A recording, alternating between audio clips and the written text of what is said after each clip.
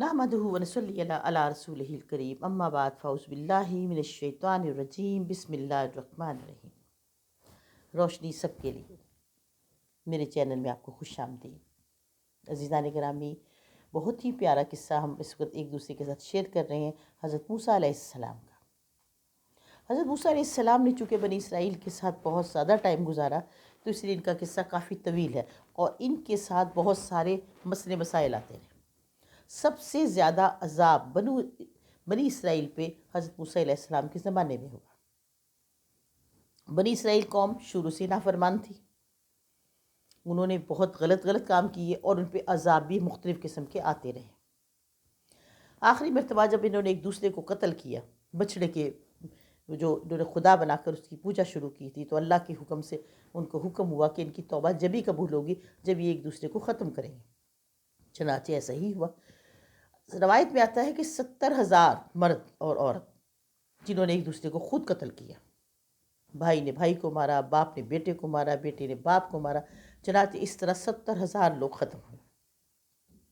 اس کے بعد حضرت موسیٰ علیہ السلام نے جب یہ سارا معاملہ دیکھا تو بہت گریہ زاری کی، بہت زیادہ روئے، بہت زیادہ پریشان ہوئے اور حضرت ہارون علیہ السلام کے ساتھ بیٹھ کے روتے رہتے تھے، اللہ کے آگے توبہ کرتے رہتے تھے کہ اللہ ہماری توبہ قبول فرما، ہماری توبہ قبول فرما، ہم بہت بڑی نادانی میں پڑ گئے تھے۔ اللہ رب العزت کی طرف سے ان کو ندا آئی کہ اے موسیٰ تمہاری توبہ قبول ہوئی ہے، اب تم اپنی توریت لے کر اپنی بنی اسرائیل قوم کی طرف جاؤ اور ان کو اللہ کے احکام بتاؤ۔ چنانچہ حضرت موسیٰ علیہ السلام توریت کی کتاب لے کر بنی اسرائیل کے پاس گئے اور انہیں بتایا کہ دیکھو تمہارے سامنے کیا معاملہ ہوا ہے، اب یہ توریت کی کتاب میں جو اللہ کی طرف سے نازل ہوئی ہے، اس کو اپنے گھروں میں لے کر جاؤ، اس کو لکھو، اس کو پڑھو اور اس پہ عمل کرو۔ بنی اسرائیل کی قوم سب کچھ دیکھنے کے باوجود پھر نافرمان نکلی۔ انہوں نے کہا اے موسیٰ یہ کچھ ہم نہیں کر سکیں گے، ہم تو ایک ہی کام کر سکتے ہیں، یا پڑھ سکتے ہیں یا عمل کر سکتے ہیں، نہ تو ہم لکھ سکتے ہیں، نہ ہم پڑھ سکتے ہیں، نہ عمل کر سکتے ہیں، ہم نہیں کر سکیں گے۔ حضرت موسیٰ علیہ السلام نے کافی دن ان کو سمجھاتے رہے، بہت عرصہ سمجھاتے رہے، لیکن ان کی قوم اس طرف نہیں آئی، اگرچہ انہوں نے سب کچھ سامنے دیکھ چکے تھے۔ عزیزان گرامی، اللہ رب العزت کی طرف سے ایک بار پھر ایسا ہوا کہ حضرت جبرائیل علیہ السلام ایک پہاڑ ان کے سروں پہ لا کے کھڑا کر دیا۔ حضرت موسیٰ علیہ السلام نے اپنی بنی اسرائیل قوم کو کہا کہ ذرا اوپر اٹھا کے دیکھو، جیسے ہم لوگ بادل دیکھتے ہیں تو ایسے ان کو نظر آیا کہ بہت بڑا پہاڑ کہ ابھی ان کے سروں پہ گر جائے گا۔ جو ہی بنی اسرائیل کی قوم نے آسمان کی طرف دیکھا تو انہیں بہت بڑا پہاڑ نظر آیا اور لگتا تھا کہ ابھی گرے گا اور ہم اس میں دب کر مر جائیں گے۔ بہت ڈر گئے، وہ زمین پہ بیٹھے تو پہاڑ اور ان کے ساتھ نیچے آ گیا، کھڑے ہوتے تھے تو ان کے سر پر ہو جاتا تھا۔ یہ سارا معاملہ دیکھ کر وہ کافی خوف زدہ ہوئے، لیکن پھر اس سے بہت سارے کافروں نے پھر حضرت موسیٰ علیہ السلام کو برا بھلا کہنا شروع کر دیا، اور بہت سارے لوگوں نے جب یہ دیکھا کہ پہاڑ ہمارے ساتھ ساتھ ہے، اگر ہم نیچے بیٹھتے ہیں تو نیچے آ جاتا ہے، کھڑے ہوتے ہیں تو ہمارے سر پہ ہو جاتا ہے، اور لگے گا کہ جیسے ابھی گریں گے اور پہاڑ ہم پہ گرے گا اور ہم دب کے مر جائیں گے۔ عزیزان گرامی، وہ سارے کے سارے جو بھی اس وقت اللہ کے خوف سے ڈر گئے، زمین پہ گر گئے، سجدے میں پڑ گئے اور اپنے سر کو، اپنے چہرے کو مٹی سے مل لیا اور اللہ کے آگے توبہ کرنے لگے۔ جو لوگ توبہ کرتے رہے، فریاد کرتے رہے، اللہ نے ان کی توبہ قبول کر لی، لیکن بہت سارے لوگ ایسے بھی تھے جو منکر تھے، اتنے بڑے عذاب کو دیکھ کر بھی وہ پریشان نہ ہوئے۔ حضرت موسیٰ علیہ السلام فرما رہے ہیں کہ دیکھو اللہ کا عذاب آ چکا ہے، بھی انسان بن جاؤ، لیکن کچھ لوگ اس میں ایسے ہی تھے جو نہ انسان بنے، لیکن بہت سارے لوگوں نے توبہ کر لی۔ چنانچہ اللہ رب العزت نے پہاڑ کا عذاب ان کے سر سے ہٹا دیا۔ عزیزان گرامی، مسئلہ تھا بچڑے کا جس کی لوگ پوجا کر رہے تھے۔ بہت سارے لوگوں کے دل میں اس بچڑے کی اتنی محبت ہوئی کہ حضرت موسیٰ علیہ السلام نے ایک دن غصے میں کہا کہ میں اس کو جلا کے مار دوں گا، میں اس کو ختم کر دوں گا۔ انہوں نے سامری کو کہا کہ تم نے یہ کام کیا، میں تمہیں بھی جلا کے مار دوں گا۔ ایک دن آپ کو حضرت موسیٰ علیہ السلام کو بہت غصہ آیا تو جبرائیل علیہ السلام فوراً حاضر ہوئے اور فرمایا کہ اے موسیٰ، ایک یہ گھاس ہے، یہ اس قسم کی گھاس ہے، اس کو تم جلا لو اور اس کے اندر بچڑے کو ڈال دو۔ جب یہ جل جائے گا اس کی راکھ لے کے کسی دریا میں ڈال دینا۔ چنانچہ حضرت موسیٰ علیہ السلام نے ایسا ہی کیا۔ وہاں سے جو حضرت جبرائیل علیہ السلام نے گھاس بتائی وہ گھاس وہاں سے اتاری اور اس کو جلا کے اس بچھڑے کو اس میں ڈال دیا۔ جب بچھڑا جل گیا اس کی راکھ لے کے انہوں نے دریا میں ڈال دی۔ لیکن حیرانی کی بات ہے کہ جو بچھڑے کی محبت جن لوگوں کے دلوں میں اتنی زیادہ تھی وہ روتے پیٹتے گئے اور وہ اس دریا میں جائے جہاں پہ بچھڑے کی راکھ ڈالی تھی اس کا پانی پینا شروع کر دیا۔ جو شخص جا کے اس دریا سے اس کا پانی پیتا اس کا تمام جسم سیاہ ہو جاتا اور وہ کفر میں ہی مر جاتا۔ چنانچہ بچھڑے کا معاملہ ختم ہوا اور اس طرح وہ لوگ جو بچھڑے کی محبت میں پاگل ہو چکے تھے وہ بھی ختم ہو چکے۔ ایک دن اللہ رب العزت نے حضرت موسیٰ علیہ السلام سے کہا کہ موسیٰ یہ جو آپ کو میں نے توریت کی کتاب دی ہے اس کی نقل کرو اور سب کو بانٹو تاکہ لوگ اپنے گھروں میں اس کتابوں کو پڑھیں اور اس پہ عمل کریں۔ بہت لوگوں نے ایسا ہی کیا۔ بنی اسرائیل کے لوگوں نے توریت کی کتابوں کی نقل کی اور اپنے گھروں میں رکھ کے پڑھنا شروع کر دیا۔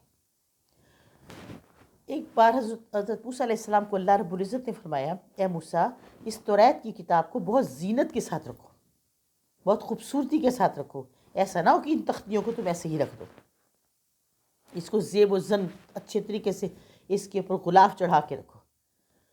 حضرت موسیٰ علیہ السلام نے فرمایا کہ اللہ رب العزت ہمارے پاس تو اتنا کچھ نہیں ہے، آپ کو میں پہلے بھی بتا چکی ہوں کہ توریت کی کتاب 1000 سورتوں پہ مشتمل تھی، جس کی ایک آیت، سورت تو پتہ نہیں کتنی بڑی ہوگی لیکن ایک آیت ہمارے قرآن پاک کی سورہ بقرہ کے برابر تھی۔ ظاہری بات ہے وہ تو بہت بڑی کتاب تھی۔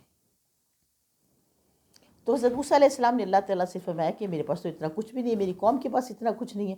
تو حضرت جبرائیل علیہ السلام حاضر ہوئے، فرمایا اے موسیٰ جو گھاس تمہیں میں نے بتائی تھی بچھڑے کو جلانے کے لیے وہ گھاس لے لو، اور ایک یہ قسم کی گھاس ہے، ان گھاسوں کو ملا کر جس چیز پہ تم رکھو گے، اگر تم پیتل پہ رکھو گے تو وہ سونا بن جائے گا، تانبے پہ اس گھاس کو رکھو گے تو چاندی بن جائے گی۔ اللہ کی قدرت بہت بڑی ہے۔ جب حضرت موسیٰ علیہ السلام نے حضرت جبرائیل کے منہ سے یہ بات سنی تو آپ بڑا خوش ہوئے۔ آپ نے 3 خط لکھے، ایک کالوت کو، ایک یوشع بن نون کو، ایک قارون کو، اور تینوں کو کہا کہ یہ اس قسم کی گھاس مجھے چاہیے اور تم مجھے لا کر دو۔ عزیزان گرامی، قارون حضرت موسیٰ علیہ السلام کا چچا زاد بھائی تھا، توریت کا حافظ بھی تھا لیکن اللہ کا منکر تھا، چلاک بھی بہت تھا اور دولت کا حریص بھی بہت تھا۔ اس کے پاس جب حضرت موسیٰ علیہ السلام کا خط گیا اور پھر اس نے یہ خط پڑھا، اس کے بعد اس نے کالوت کے پاس گیا، کالوت کا خط پڑھا، اس کے بعد وہ یوشع بن نون کے پاس گیا، ان کا خط پڑھا، اس نے کہا اس میں کوئی ماجرا ہے۔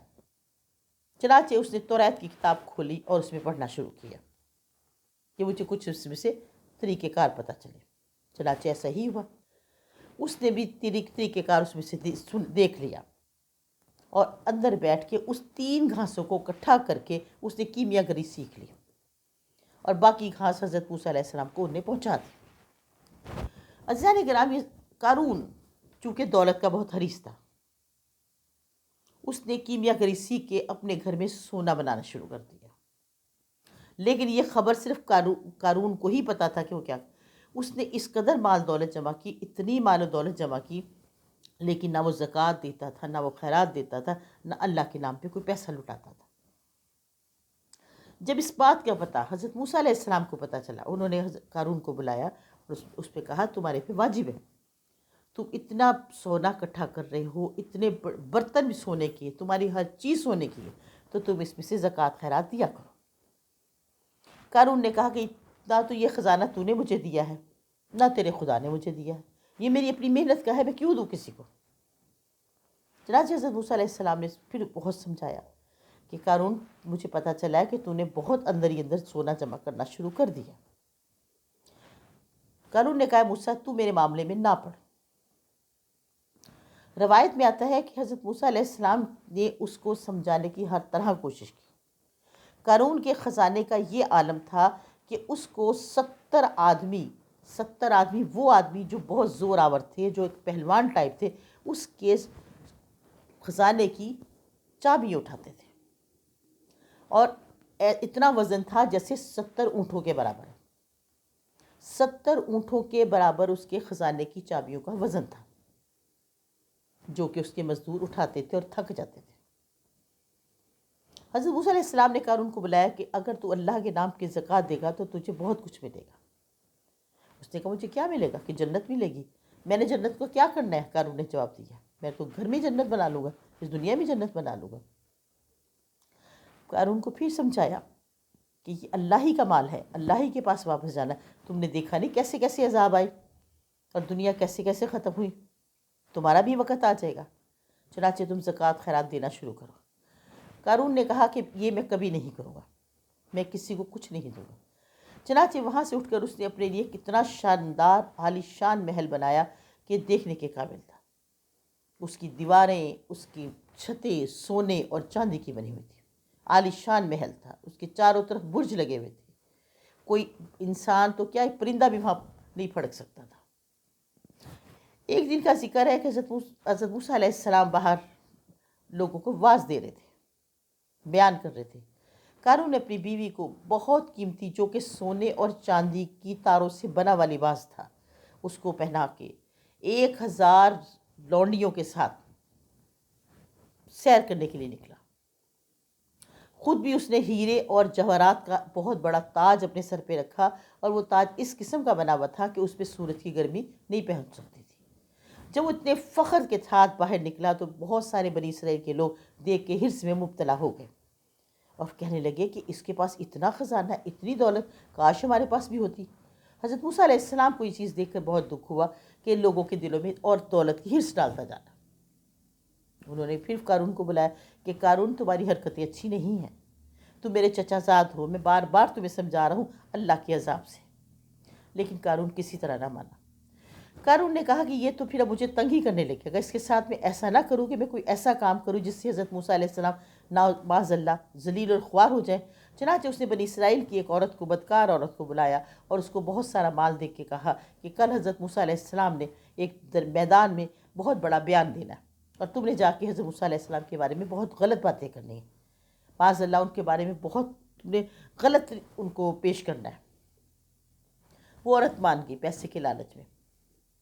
دوسرا دن ہوا، حضرت موسیٰ علیہ السلام ایک بہت بڑے میدان میں، بنی اسرائیل کا بہت بڑا مجمع آپ بیان دے رہے ہیں جس میں آپ حلال، حرام، زنا، ہر طرح کی باتوں کا لوگوں کو سمجھا رہے ہیں، اللہ کی شریعت کے بارے میں بتا رہے ہیں، اللہ کے احکام کے بارے میں بتا رہے ہیں۔ قارون بڑا خوش تھا کہ آج میں حضرت موسیٰ علیہ السلام کو ذلیل کر دوں گا، آج اس کا قصہ ہی ختم ہو جائے گا، لوگ اس کے پیچھے لگے ہوئے ہیں، یہ ختم ہو جائے گا۔ چنانچہ قارون اس عورت کے ساتھ اس میدان میں پہنچ گیا۔ جب حضرت موسیٰ علیہ السلام بیان دینے لگے تو قارون کھڑا ہوا، کہنے لگا اے موسیٰ، تم ہمیں حلال حرام کی تمیز دے رہے ہو، ہمیں زنا کاری کی بتا رہے ہو کہ کیا ہے، تو اگر تمہارے سے بھی یہ کام ہو جائے تو تمہارے پہ کیا چیز واجب ہے؟ حضرت موسیٰ علیہ السلام نے فرمایا اگر ایسا کام میرے سے ہو جائے تو میرا قتل تم پہ واجب ہے، میرا خون تم پہ حلال ہے۔ قارون نے کہا اے بنی اسرائیل کے لوگوں، موسیٰ کے منہ سے جو بات نکلی ہے تم سوچ لو کہ ایسا ہی ہے۔ اگر موسیٰ معاذ اللہ اگر اس غلط کام میں ہے تو اس کا مطلب اس کا قتل ہم پہ واجب ہے۔ تمام بنی اسرائیل نے قارون کی اور حضرت موسیٰ علیہ السلام کی گفتگو سن لی۔ اس کے بعد قارون نے اس عورت کی طرف اشارہ کیا، وہ عورت آگے آئی اور حضرت موسیٰ علیہ السلام کے پاس آ کے کھڑی ہو گئی۔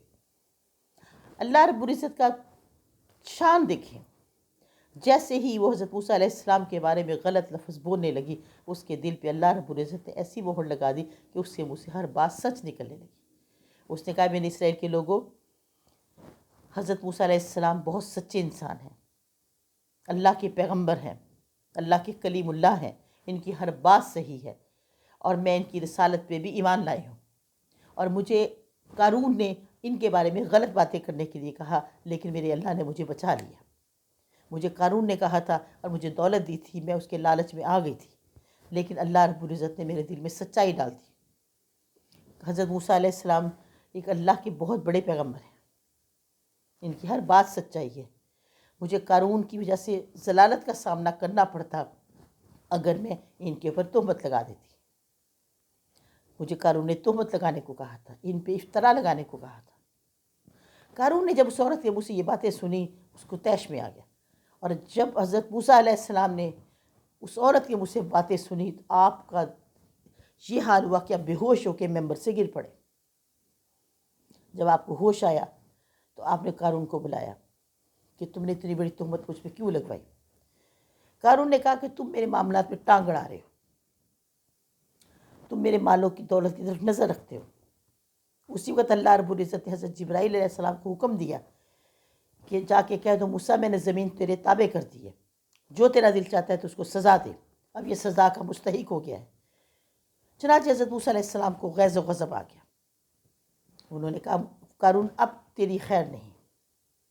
اسی وقت انہوں نے عصا زمین پہ مارا تو قارون اور قارون کے جتنے ماننے والے تھے وہ سب کے سب گھٹنوں سمیت زمین میں دھس گئے۔ حضرت موسیٰ علیہ السلام نے اتنی بڑی سزا دی کہ زمین نے ان کو اندر دبوچ لیا، لیکن اس کے باوجود قارون کہتے رہا کہ تم میرے خزانے پہ نظر رکھتے ہو، اس لیے تم نے مجھے سزا دی ہے۔ حضرت موسیٰ علیہ السلام نے دوبارہ عصا مارا تو وہ کندھوں تک زمین میں دھس گیا۔ جب کندھوں تک زمین میں دھس گیا پھر اس نے یہی کہا کہ تم میرے خزانے پہ لالچ رکھتی ہو۔ اسی وقت اللہ رب العزت نے حضرت جبرائیل علیہ السلام کو حکم فرمایا کہ اس کا جتنا خزانہ ہے، جتنی دولت ہے، سب کے سب لا کر سامنے رکھ دو۔ اسی وقت جبرائیل علیہ السلام نے اس کے گھر کا جتنا خزانہ، جتنی دولت، جو کچھ اس نے 70 اونٹوں کے برابر چابیوں تھی، ساری کی ساری لا کے رکھ دی۔ ہیرے جواہرات، سونے کے برتن، جو کچھ بھی تھا وہ سب کا سب بنی اسرائیل کے سامنے خزانہ لا کے رکھ دیا۔ اور قارون جو تھا اس وقت آدھا زمین میں دھسا ہوا تھا۔ اس وقت حضرت موسیٰ علیہ السلام نے فرمایا یہ دولت ہے، اب تیرے ساتھ یہ دولت بھی زمین میں ہی جائے گی۔ چنانچہ حضرت موسیٰ علیہ السلام نے عصا زمین پہ مارا اور جتنا خزانہ تھا وہ سب کے سب زمین میں دھس گیا۔ حضرت موسیٰ علیہ السلام کے بھائی ہارون یہ سب کچھ دیکھ رہے تھے اور رو رہے تھے۔ وہ کہنے لگے بھائی آخر یہ ہے تو ہمارا بھائی نا، اس کو معاف کر دو۔ حضرت موسیٰ علیہ السلام نے فرمایا ہارون یہ کام مت کہو، ایسا کام مت کہو جو میں نہ کر سکوں، اس قابل ہی نہیں کیسے معاف کیا جائے، یہ کافر ہو کے مر رہا ہے، اللہ کا حکم نہیں مانا۔ اگرچہ توریت کا حافظ خود تھا، توریت اتنی بڑی کتاب ہے کہ جس کو حفظ کرنا مشکل ہی ناممکن تھا، لیکن قارون نے اس کو حفظ کیا ہوا تھا، لیکن اس کے باوجود مردود کافر ہو کے مرا۔ چنانچہ حضرت موسیٰ علیہ السلام نے ہارون کو اس بات کا جھٹلا دیا کہ میں تمہاری بات نہ مانوں گا۔ اس کے بعد دوبارہ انہوں نے ایسا مارا تو زمین پھر اس کو زمین میں دھس کے رہ گیا، مکمل زمین میں دھس گیا۔ نہ تو اس کے خزانے کا پتہ چل سکا اور نہ قارون کا پتہ چل سکا، اور وہ لوگ جو قارون کو ماننے والے تھے وہ بھی اس کے ساتھ زمین میں دھس گئے۔ عزیزان گرامی، اللہ رب العزت کی شان بہت بلند و برتر ہے، وہ جسے چاہتا ہے بے بہت نوازتا ہے۔ وَتُعِزُّ مَن تَشَاءُ وَتُذِلُّ مَن تَشَاءُ۔ اللہ رب العزت نے بنی اسرائیل کو دکھا دیا کہ کیسے برے کام کا انجام ہوتا ہے۔ چنانچہ قارون کا جو کچھ بھی ہوا پوری بنی اسرائیل نے دیکھا، لیکن پھر میں کہوں گی کہ بنی اسرائیل انسان نہ بنی، انہوں نے پھر نافرمانی کی، انہوں نے پھر حضرت موسیٰ علیہ السلام کو تنگ کیا۔ اتنا کچھ ہونے کے باوجود بھی وہ ایمان نہ لائے۔ عزیزان گرامی، حضرت موسیٰ علیہ السلام کی زندگی میں جتنی بار جتنی دیر تک وہ زندہ رہے اور جتنے عرصہ انہوں نے تبلیغ کیا، ان کی زندگی میں بہت سارے مسائل آتے رہے۔ بنی اسرائیل نے ان کو بہت زیادہ تنگ کیا، کسی طرف ان کو چین سے نہیں لینے دیتے تھے۔ اگلی ویڈیو میں آپ کو پتہ چلے گا کہ حضرت موسیٰ علیہ السلام کے ساتھ بنی اسرائیل نے دوبارہ پھر کیا کیا۔ انشاءاللہ میں آپ کو نئی ویڈیو میں نئے حقائق کے ساتھ ضرور آپ سے بات کروں گی۔ آج تک ویڈیو میری اتنی ہی ہے، اور امید کرتی ہوں کہ آپ اس کو غور سے سنیں گے اور اس کو سبسکرائب بھی کریں گے اور شیئر بھی کریں گے۔ آپ کی کمنٹس کی، آپ کی محبتوں کی مجھے بہت ضرورت ہے۔ انشاءاللہ دوبارہ ویڈیو میں نئی چیزوں کے ساتھ پھر ملاقات ہوگی۔ فی امان اللہ۔